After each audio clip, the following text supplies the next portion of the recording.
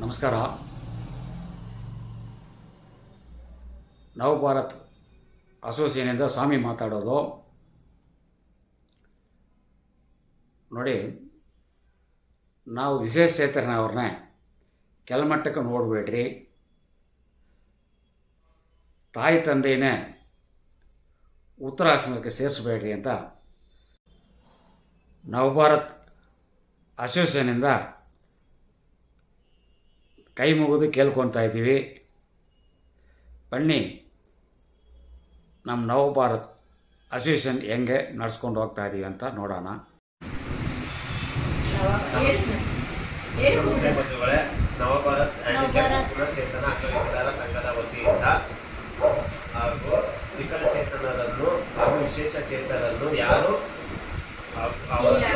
ಕೀಳಾಗಿ ಅವರನ್ನು ನೋಡಬಾರದು ಹಾಗೂ ತಂದೆ ತಾಯಿಯನ್ನು ಯಾರು ವೃದ್ಧಾಶ್ರಮಕ್ಕೆ ದಯವಿಟ್ಟು ಸೇರಿಸಬಾರದು.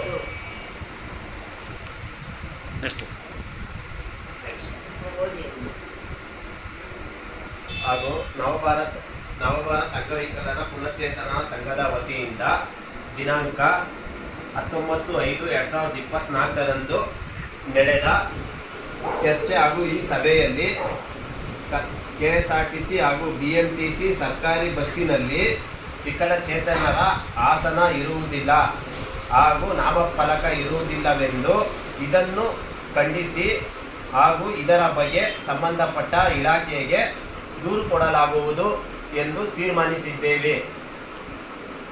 ಎರಡನೇದು, ಹಾಗೂ ನವಭಾರತ್ ಅಂಗವಿಕಲರ ಚೇತನರ ಸಭೆಯಲ್ಲಿ ಎಲ್ಲ ಸದಸ್ಯರಿಗೂ ಸಂಘದ ವತಿಯಿಂದ ಧನ ಸಹಾಯ ಮಾಡಲಾಗುವುದು. ಇದರ ಬಗ್ಗೆ ತೀರ್ಮಾನ ಮಾಡಿದ್ದೀವಿ. ಇದರ ಬಗ್ಗೆ ಈ ದಿನದ ಚರ್ಚೆಯಲ್ಲಿ ಇದರ ಬಗ್ಗೆ ತೀರ್ಮಾನಿಸಿದ್ದೇವೆ.